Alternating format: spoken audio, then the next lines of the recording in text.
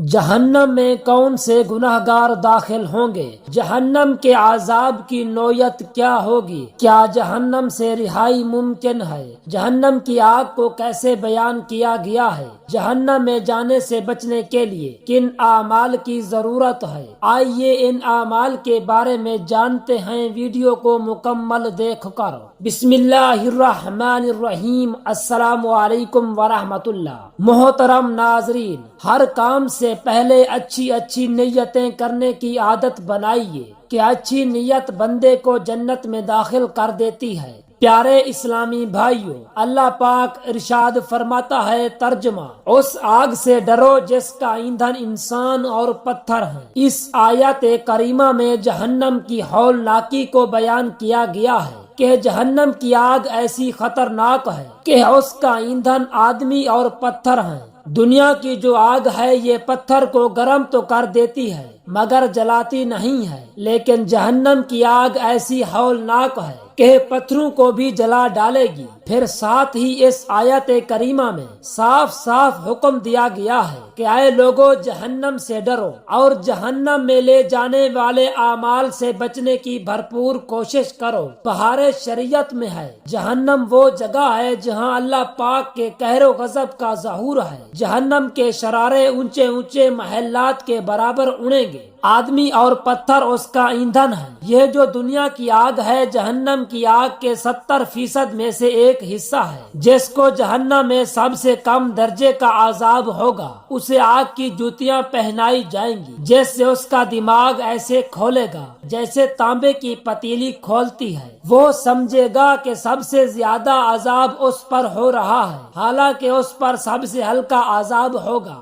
حدیث پاک میں ہے، یہ دنیا کی آگ جس کی گرمی اور تپش کو کون نہیں جانتا۔ یہ آگ بھی خدائے پاک سے دعا کرتی ہے کہ اسے جہنم پھر نہ لے جایا جائے۔ استغفر اللہ۔ تعجب ہے انسان پر کہ جہنم میں جانے کا کام کرتا ہے اور اس آگ سے نہیں ڈرتا جس سے آگ بھی ڈرتی اور پناہ مانگتی ہے۔ صحابی رسول حضرت عمرو بن عاص رضی اللہ تعالی عنہ فرماتے ہیں، اہل جہنم عذاب جہنم سے تنگ آ کر جہنم کے دروازے پر مقرر فرشتے حضرت مالک علیہ السلام کو پکاریں گے۔ آپ کوئی جواب نہ دیں گے یہاں تک کہ وہ 40 سال تک پکارتے رہیں گے۔ پھر آپ ان کو جواب میں صرف اتنا کہیں گے، تم ہمیشہ یہیں رہو گے۔ پھر اہل جہنم اللہ پاک کو پکارنا شروع کریں گے، اللہ پاک بھی انہیں جواب نہ دے گا۔ آخر لمبے عرصے کے بعد فرمایا جائے گا، دھتکارے ہوئے جہنم میں پڑے رہو،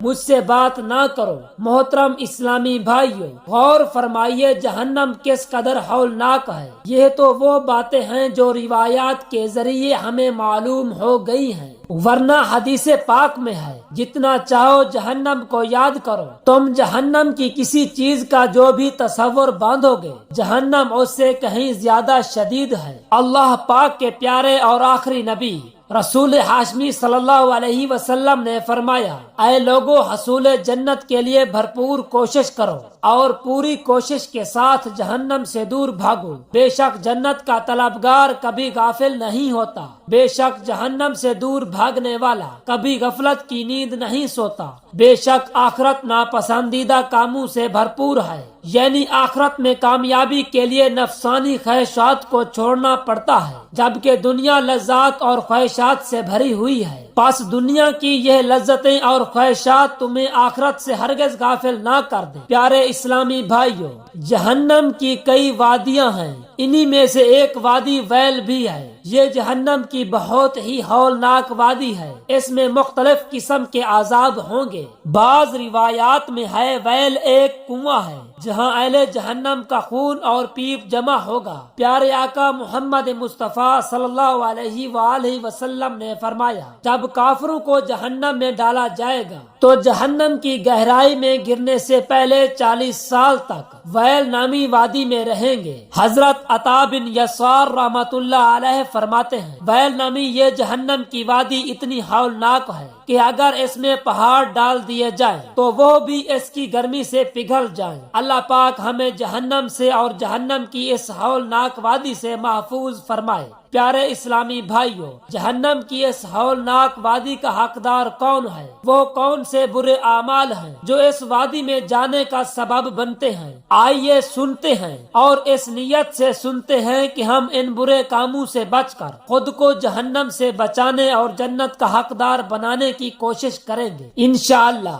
نمبر 1، کافر ویل کے حقدار ہیں۔ اللہ پاک ارشاد فرماتا ہے، معلوم ہوا کفر جہنم کی ویل نامی وادی کا حقدار بننے کا سبب ہے۔ پیارے اسلامی بھائیوں، الحمدللہ ہم مسلمان ہیں، مگر یاد رکھیے جہنم سے بچنے اور جنت کا حقدار بننے کے لیے صرف مسلمان ہونا کافی نہیں ہے، بلکہ ایمان سلامت لے کر دنیا سے جانا بھی ضروری ہے۔ اس لیے چاہیے کہ ہم اپنے ایمان کی فکر کریں۔ اللہ پاک نے ہمیں ایمان کی دولت سے نوازا ہے، اس کی قدر بھی کریں، اس کا شکر بھی ادا کریں اور ساتھ ہی ساتھ کفر سے نفرت بھی کرتے رہیں۔ نمبر 2، ناپ تول میں کمی کرنا۔ محترم ناظرین، جہنم کی ہولناک وادی ویل کا حقدار بنانے والا دوسرا برا عمل ہے ناپ تول میں کمی کرنا۔ اللہ پاک قرآن کریم میں فرماتا ہے، کم تولنے والوں کے لیے خرابی ہے وہ لوگ کہ جب دوسرے لوگوں سے ناپ لیں تو پورا وصول کریں اور جب انہیں ناپ یا تول کر دیں تو کم کر دیں۔ معلوم ہوا جو ناپ تول میں کمی کرتے ہیں وہ بھی جہنم کی ہولناک وادی ویل کے حقدار ہیں۔ تفسیر صراط الجنان میں ہے،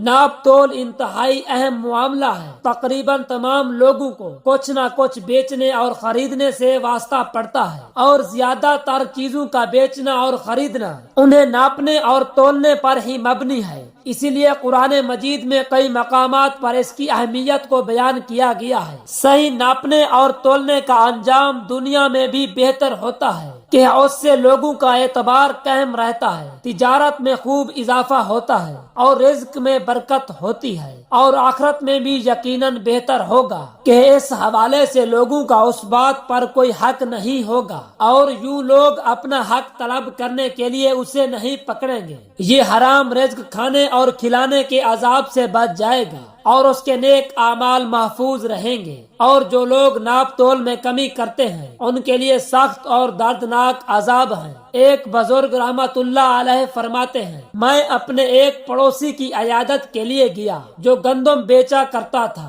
جب میں اس کے سرہانے بیٹھا تو اسے بار بار یہ کہتے سنا، آگ کے 2 پہاڑ، آگ کے 2 پہاڑ۔ جب میں نے اس کے گھر والوں سے اس کے بارے میں پوچھا تو ان لوگوں نے بتایا کہ اس کے پاس غلہ ناپنے کے 2 پیمانے تھے۔ جب یہ کسی سے گندم خریدتا تو اسے بڑے پیمانے سے ناپتا اور جب کسی کو بیچتا تو چھوٹے پیمانے سے ناپ کر بیچتا تھا۔ وہ بزرگ رحمت اللہ علیہ فرماتے ہیں، تب میں سمجھا کہ وہی 2 پیمانے اسے آگ کے پہاڑوں کی صورت میں نظر آ رہے ہیں۔ اللہ پاک ہمیں ناپ تول میں خیانت کے گناہ سے محفوظ فرمائے۔ کاش دل سے دنیا کی محبت نکل جائے۔ یقین مانیے یہ صرف مال کی محبت ہے جو بندوں کو طرح طرح کے گناہوں میں مبتلا کر ڈالتی ہے۔ کاش دل سے دنیا کی لالچ ہی ختم ہو جائے تو ہم بہت سارے گناہوں سے بچ جائیں گے۔ نمبر 3، نمازوں میں سستی کرنا۔ پیارے اسلامی بھائیوں، جہنمی وادی ویل کا حقدار بنانے والا تیسرا برا عمل ہے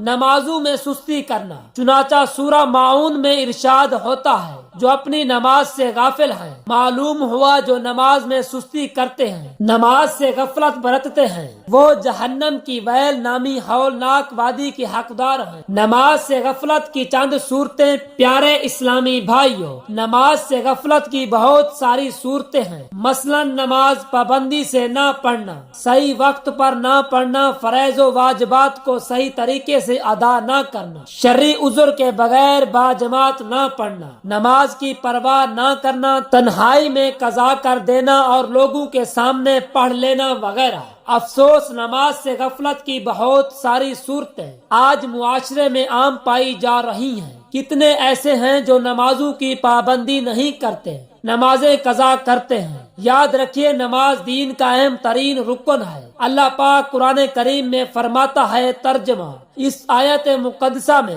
مٹی کا تذکرہ ہے۔ حضرت محمد امجد علی اعظمی رحمت اللہ علیہ فرماتے ہیں، غی جہنم میں ایک وادی ہے جس کی گرمی اور گہرائی سب سے زیادہ ہے، اس میں ایک کنواں ہے جس کا نام حب حب ہے۔ جب جہنم کی آگ بجھنے پر آتی ہے تو اللہ پاک اس کنویں کو کھول دیتا ہے جس سے وہ بدستور یعنی پہلے کی طرح بھڑکنے لگتی ہے۔ اے عاشقان رسول، خوف خداوندی سے لرز اٹھیے اور گھبرا کر جلد اپنے گناہوں سے توبہ کر لیجیے۔ قرآن کریم میں بتایا گیا ہے کہ جو نمازوں کو ضائع کرتے ہیں وہ غی نامی جہنم کے ہولناک کنویں کے حقدار ہیں۔ اس خوفناک کنویں کو سمجھنے کے لیے کبھی کسی دنیاوی کنویں کے کنارے کھڑے ہو کر اس کی گہرائی میں ذرا نظر ڈالیے کہ اگر دنیا کے اس کنویں ہی میں قید کر دیا جائے تو کیا ہم اس سزا کو برداشت کر سکیں گے؟ اگر نہیں اور یقیناً نہیں تو پھر جہنم کے خوفناک کنویں کا عذاب